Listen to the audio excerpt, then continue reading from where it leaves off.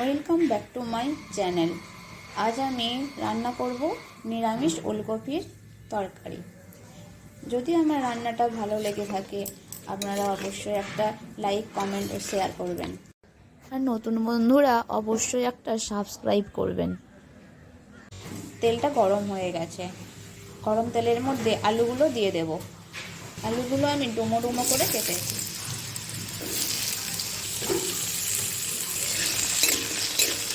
আলুগুলোকে ভালো করে ভেজে নেব।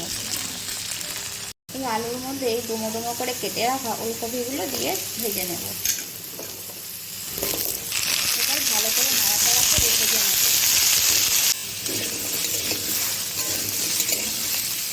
আলু আর ওলকপিগুলো ভাজা ভাজা হয়ে গেছে। আমার আলু আর ওলকপি ভাজা ভাজা হয়ে গেছে। এবার আলু আর ওলকপির মাঝখানটাতে একটু ফাঁক করে নেব, নিয়ে সামান্য কিছুটা আরও তেল দিয়ে দেব। এই তেলের মধ্যে জিরে ফোড়ন দিয়ে দিলাম, দুটো লঙ্কাকে দিয়ে দিলাম,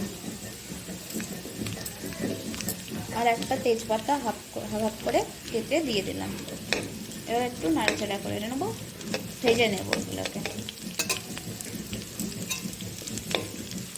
1 চামচ আদা বাটা দিয়ে দেব। এবার ভালো করে ভেজে নেব।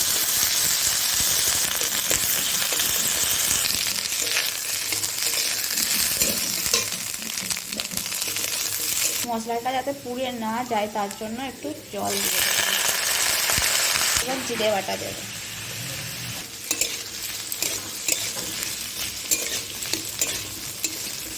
দিয়ে দেব হলুদ গুঁড়ো। এবার দেব লঙ্কা গুঁড়ো, এর জন্য একটু কাশ্মীরি লঙ্কা। এবার দেব ধনে গুঁড়ো। এবার ভালো করে নাড়াচাড়া করে নেব।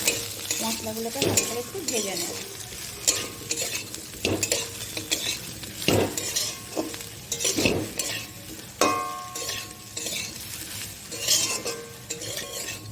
আমার মশলাগুলো ভাজা ভাজা হয়ে গেছে। এবার আমি জল দিয়ে দেব। এবার লবণ দিয়ে দেব।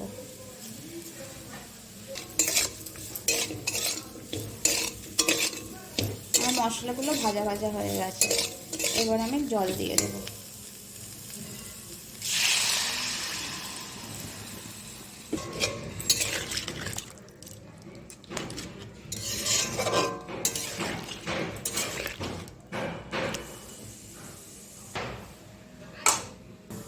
বন্ধুরা, আমি রান্না করতে করতে টমেটোটা দিতে ভুলে গেছি, তাই আলাদা একটা প্যানেতে আমি তেল গরম করে টমেটোটাকে ভেজে নেব। আমার তেলটা গরম হয়ে গেছে। এবার একটা বড় সাইজের টমেটো কুচি করে ভেজে নিচ্ছি।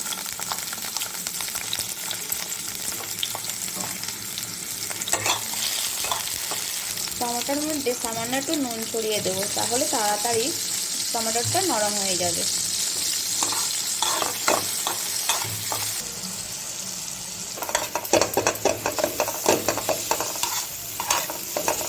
টমেটোটা নরম হয়ে গেছে।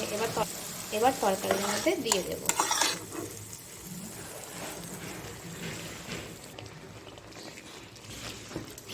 এবার তরকারিটার মধ্যে মিশিয়ে নেব ভালো করে।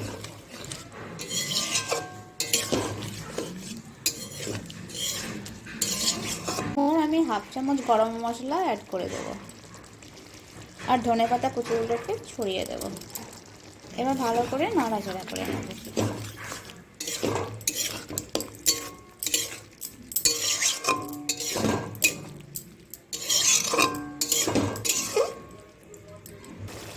আমার নিরামিষ তরকারি হয়ে গেছে। আপনারা নামানোর আগে সামান্য একটু ঘি ছড়িয়ে নামিয়ে নিতে পারেন। ধন্যবাদ সবাইকে আমার এই ভিডিওটা দেখার জন্য।